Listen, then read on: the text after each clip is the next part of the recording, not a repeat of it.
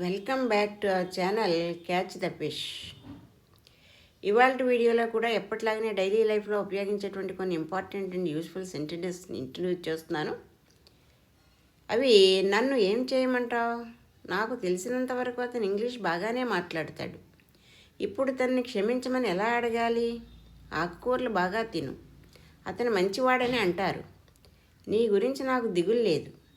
ఈ సెంటెన్సెస్ని ఇంగ్లీష్లో ఎలా చెప్పాలో చాలా క్లియర్గా ఎక్స్ప్లెయిన్ చేస్తాను. Now let us start the video. The first one is నన్ను ఏం చేయమంటావు? దీని ఇంగ్లీష్లో what would you like me to do? What would you like me to do? నన్ను ఏం చేయమంటావు? దీన్నే what do you want me to do అని కూడా చెప్పొచ్చు. Okay, the next one is నీకు సమయం ఉన్నప్పుడు ఇది చెయ్యి. దీని ఇంగ్లీష్లో do it when you have time. Do it when you have time. నీకు సమయం ఉన్నప్పుడు ఇది చెయ్యి. Okay, the next one is నాకు తెలిసినంత వరకు అతను ఇంగ్లీష్ బాగానే మాట్లాడతాడు.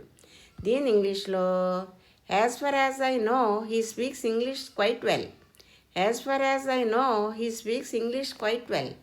నాకు తెలిసినంత వరకు అతను ఇంగ్లీష్ బాగానే మాట్లాడతాడు. ఇక్కడ as for as I know అంటే నాకు తెలిసినంత వరకు. అలాగే as for as she knows ఆమెకి తెలిసినంత వరకు. As for as he knows అతనికి తెలిసినంత వరకు. As for as they know వాళ్ళకి తెలిసినంత వరకు.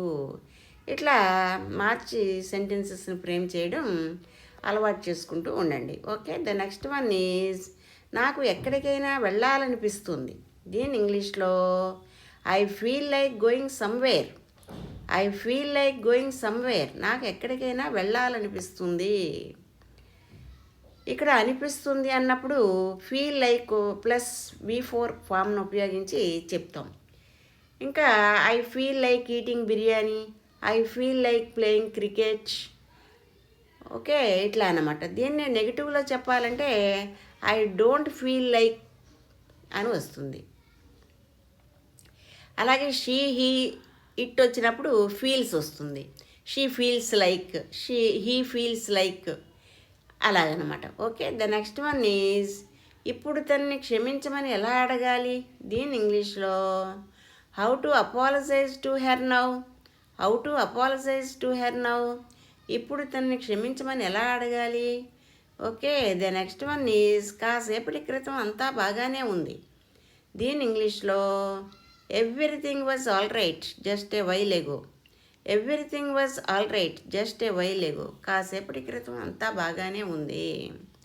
ఇక్కడ కాసేపటి క్రితం సంగతి చెప్తున్నాం కాబట్టి వజ్ అని రాసుకున్నాము. ఎవ్రీథింగ్ వాజ్ ఆల్ రైట్ అంతా బాగానే ఉంది.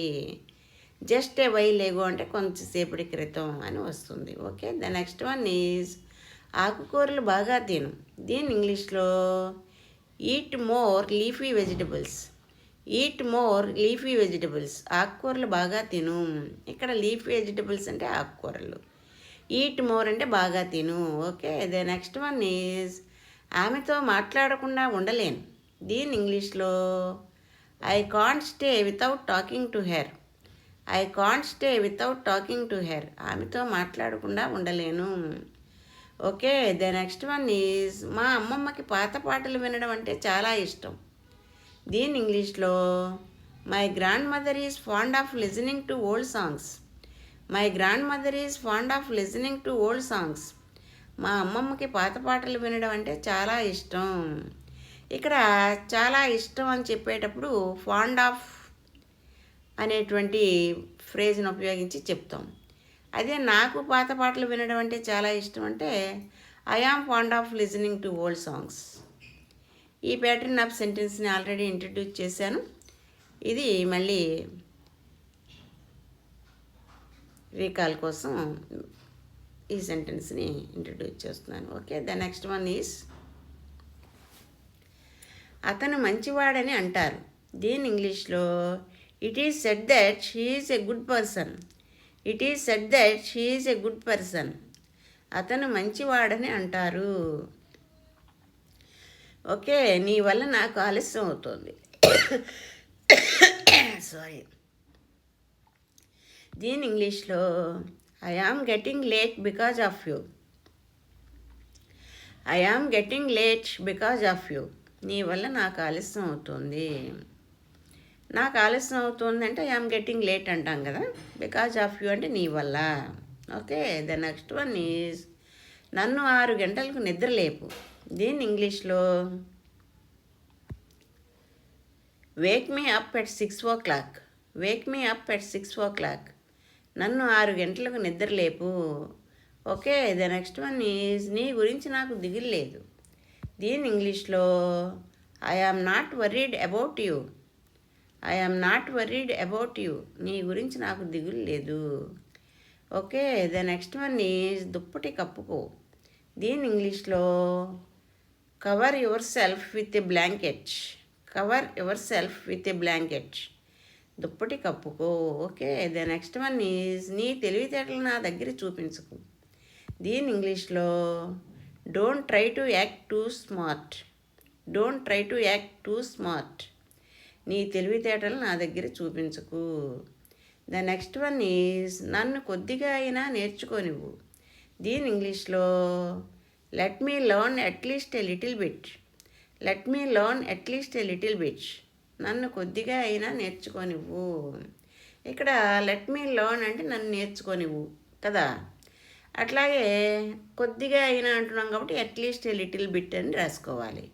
Okay, the next one is మీకు ఎంత చక్కెర కావాలి. దీని ఇంగ్లీష్లో how much sugar do you need. How much sugar do you need. నీకు ఎంత చక్కెర కావాలి. Okay, the next one is పోయిన బైక్ కోసం నేను ఇంకా ఎక్కడ వెతకాలి. దీని ఇంగ్లీష్లో where else should I search for my last bike.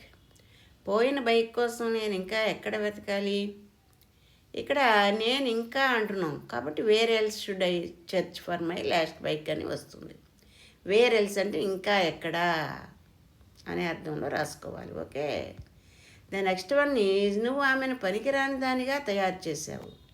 దీని ఇంగ్లీష్లో you have made her riff raff. You have made her riff raff. నువ్వు ఆమెను పనికిరాని దానిగా తయారు చేసావు. ఇక్కడ రిఫ్ ర్యాఫ్ అంటే పనికిరాని వాళ్ళు అని వస్తుంది. Okay, the next one is అతను వంటలు రుచిగా లేవని ఆమె ముఖం మీదే చెప్పాడు.